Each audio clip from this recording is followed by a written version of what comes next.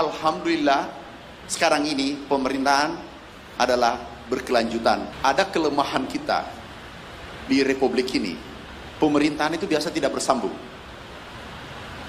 Kepala desa, bupati, gubernur, presiden. Ganti kepala desa, ganti program, kalaupun program sebelumnya bagus. Karena gengsi. Dan itu menghancurkan anggaran negara, APBN, APBD, dan seterusnya. Dan itu ribuan triliun.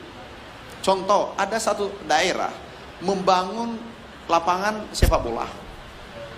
Tapi karena ganti gubernur, ini tidak dilanjutkan. Akhirnya di daerah itu 3 lapangan sepak bola yang tidak jadi, tidak ada yang sempurna. Dan bisa aku tunjukkan, kalau Pak Nilis mau jalan-jalan, aku tunjukkan nih, lapangan bola 1. Kenapa ada ego? Saya langsung ke Pak Menteri Mentan aja.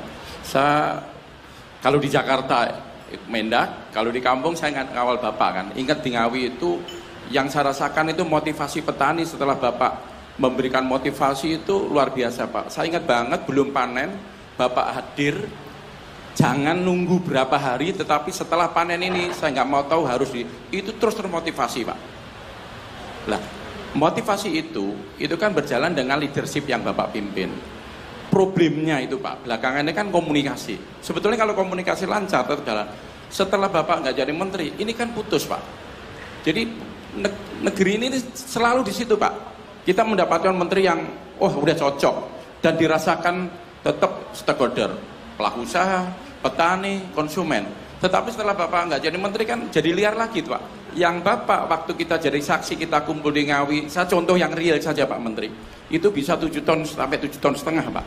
Hari ini 5,4. Kadang-kadang kita mengeluh ke siapa?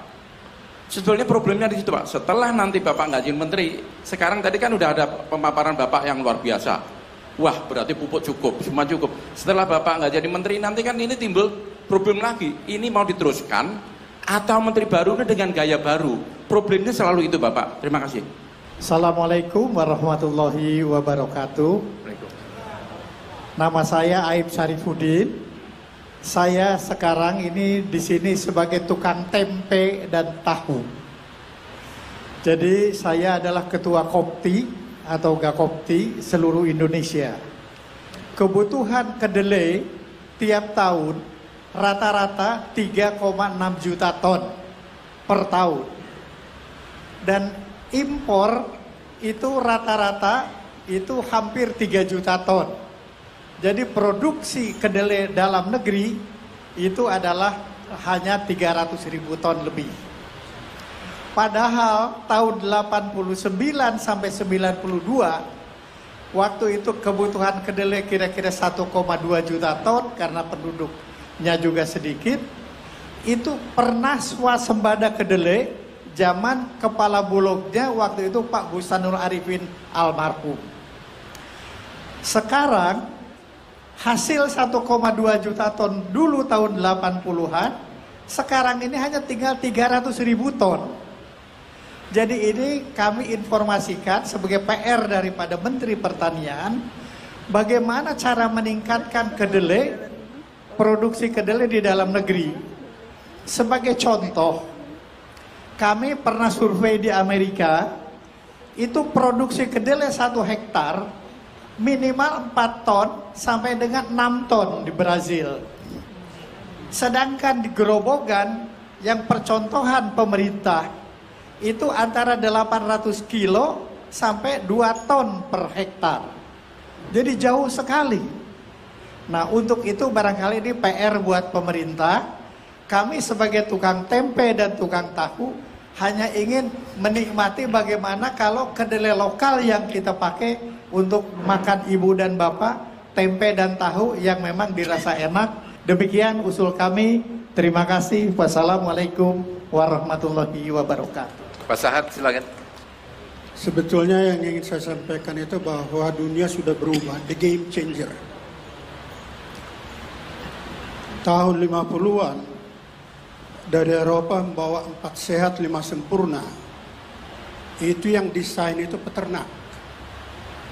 Makanya dia taruh susu di tengah dan daging di kanan. Padahal kita negara kepulauan. Tadi saya tertarik kepada Pak Amran punya yang 7 lingkaran itu. Ikan itu sebetulnya bisa menggantikan protein daripada daging. Jadi kita sebagai negara maritim harusnya push ikan itu adalah number one. Dan di film The Game Changer bisa kita lihat ya, bagaimana Arnold Schwarzenegger meneliti bagaimana gladiator Romawi dulu bisa kuat. Mereka tidak makan daging. Nah itu perlu jadi Jadi marilah kita rubah 4 sehat 5 sempurna. Itu kalau saya usulkan Pak Menteri, di tengah itu boleh susu dan sawit. Kenapa sawit? Minyak sawit. Karena makronutrisinya, carbon change-nya itu persis air susu ibu. Ini jarang diketahui di Indonesia dan jarang dieksplor. Jadi oleh karena itu saya sarankan Pak Menteri, tolonglah dirubah 4 sehat 5 sempurna yang zaman kuno dulu, dirubah menjadi 4 sehat 5 sempurna model baru, yaitu di tengah itu adalah susu dan sawit, di kanannya itu ikan dan ayam. Kalau bisa, jadi kita tidak tergantung karena kita bukan negara kontinental, kita adalah negara kepulauan. Satu lagi kepada Mas Sis, ID Food keluarkan 250.000 ton kalau saya nggak salah tadi gula ya, gula pasir. Siapa suruh kita bikin gula pasir? Ada yang bisa terangkan? Itu zaman Belanda, 85% gula itu ekspor di daerah subtropis, humidity-nya rendah. Jadi mereka bikin gula kristal. Kalau kita analisa cost price daripada gula, 40% cost kalian itu merubah dari sirup ke powder. Investasi kalian juga 45% hanya kepada evaporator. Jadi kalau 250.000 ton, 250 juta kilo, kali 400 perak aja kita kurangin production cost-nya, kita bisa berikan kepada tebu. Nah ini tolong dilihat, jadi jangan kita latah gitu. Gula pasir, semua ikut gula pasir. Karena hal yang sama juga terjadi di sawit. 101 tahun Indonesia tidur dengan teknologi yang didesain oleh Belanda, padahal teknologi ini sangat emisi karbon tinggi. Jadi saya belajar dari situ, saya pikir ada baiknya kita juga di gula, tidak perlu lagi ke gula kristal, tapi kita bikin gula cair. Dan gula cair dari cane itu masuk sakarida. Sakarida itu sangat rentan terhadap diabetes. Padahal kalau Anda rubah sedikit dengan chemical reaction, itu bisa berubah menjadi glukosa dan fruktose, dan bagus bagi diabetes. Jadi kita nggak perlu import gula yang berasal dari gula jagung, demikian. Itu aja saran saya. Terima kasih. Pertanyaannya Bapak itu memang hebat. Tepuk tangan untuk panelis. Itu pernah kami diskusikan termasuk di Rakortas. Maaf, nggak apa-apa kita sampaikan untuk generasi kita. Ada kelemahan kita di Republik ini. Pemerintahan itu biasa tidak bersambung. Kepala desa, bupati, gubernur, presiden. Ganti kepala desa, ganti program, kalaupun program sebelumnya bagus. Karena gengsi. Dan itu menghancurkan anggaran negara, APBN, APBD, dan seterusnya. Dan itu ribuan triliun. Contoh, ada satu daerah membangun lapangan sepak bola. Tapi karena ganti gubernur, ini tidak dilanjutkan. Akhirnya di daerah itu 3 lapangan sepak bola yang tidak jadi, tidak ada yang sempurna. Dan bisa aku tunjukkan, kalau Pak Nilis mau jalan-jalan, aku tunjukkan nih, lapangan bola 1. Kenapa? Ada ego, ada gengsi, dia ingin legacy. Padahal Ini pemerintahan berkelanjutan. Terkadang ada program tidak lanjutkan, benar. Tapi kami sudah kunci, masalah pupuk kami sudah kunci. Sudah keluar peraturannya, itu kuantum, bukan harga. Tapi Bapak benar, Bapak sangat benar. Jadi kita, negara menjadi negara poco-poco. 2 kali maju, 2 kali mundur. Kita berada middle income trap. Nggak bisa melompat. Karena tidak berkelanjutan. Alhamdulillah, sekarang ini pemerintahan adalah berkelanjutan. Moga-moga ke depan Indonesia 100-200 tahun seperti sekarang ini. Jadi adem, berkelanjutan. Maaf, saya beda pendapat. Pak Mendak, kadang tidak enak di hati, tidak enak di telinga. Tapi saya katakan, bukan Amran, tapi Menteri Pertanian dengan Menteri Perdagangan, demi merah putih kita berhadapan. Bukan karena kepentingan pribadi, beliau sudah selesai hidupnya. Pengusaha besar, aku juga pengusaha tapi masih kecil. Tapi tidak lagi mikirkan apa yang saya harus ambil pada negara, apa saya harus berikan. Jadi Pak Anelis, itu kerjaan kita semua, generasi berikutnya, jangan ada ego. Mulai kepala desa, bupati, gubernur.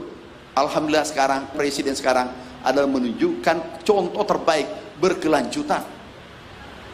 Nah, itu jawabannya Pak Anelis, bukan pertanian saja, seluruh Indonesia. Kemudian tahu tempe Pak, rencana kita membangun food estate itu gagasan yang bagus. Cuma baru dibuka 600 hektar, dihantam kiri kanan. Tidak bisa tumbuh dan seterusnya. Aku datang, aku ditanya, Pak Menteri, coba gimana food estate? Pak, gampang. Bisa jawab sekarang? Nggak bisa Pak. Publik itu nggak bisa dijawab dengan narasi. Biasanya kalau narasi yang bagus Pak, itu nggak jadi di lapangan. Yang tadi saya katakan, gagasan besar tanpa action, nol. Kami pergi tanam, hari pertama kami panggil direktur, hubungannya nanti dengan kedelai. Aku panggil, direktur tolong tanam. Oh Pak, sulit ini, tanah sulit. Makanya nggak gampang jadi direktur. Kamu saya tunjuk, masih banyak mau jadi. Kalau kamu tidak bisa bilang. Maksudnya Pak, harus tumbuh. Kalau tidak tumbuh, jabatanmu tidak tumbuh, bahkan mati. Akhirnya tanam jagung 40 hari, kami datang, tumbuh dengan baik. Orang sudah tanam di bulan, masa bumi nggak bisa ditanami? Jadi, dengan segala cara, ada lagi yang viralkan, pot-pot. Itu pot uji coba. Kami tanam 10 hektar, 20 hektar, tumbuh dengan baik. Kalau ada kemauan pasti jadi. Akhirnya, kemudian terjawab kemarin itu, bahwa kami tanami jagung. Ada lagi yang jawab, tanam singkong, jagung tumbuh. Tapi nggak apa-apa. Itu kita nikmati aja. Kalau itu kita ambil pusing, kita yang stres jadi pemimpin. Yang terpenting, aku berbuat yang baik, tidak melanggar undang-undang. Maaf, kami beragama Islam tidak melanggar Al-Quran dan hadis. Kami jalan.